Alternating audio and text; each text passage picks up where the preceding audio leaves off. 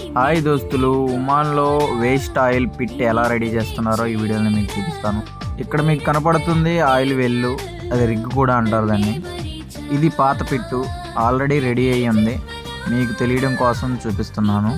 First పిట్టు ready చేయడానికి షావల్తో ఇలా 4 పక్కల గుంటలాగా తీస్తాడు.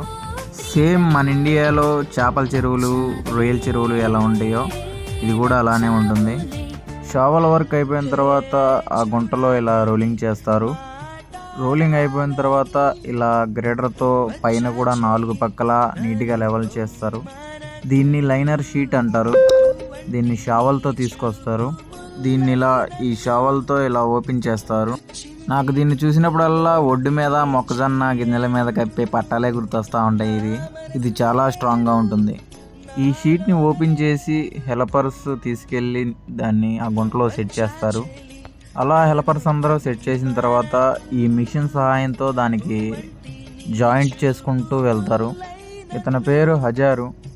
ఈ వర్క్ మొత్తం ఇతనే చేస్తాడు. ఈ షీట్స్, ఇవన్నీ కటింగ్ ఇదంతా ఇతనే చూసుకుంటాడు.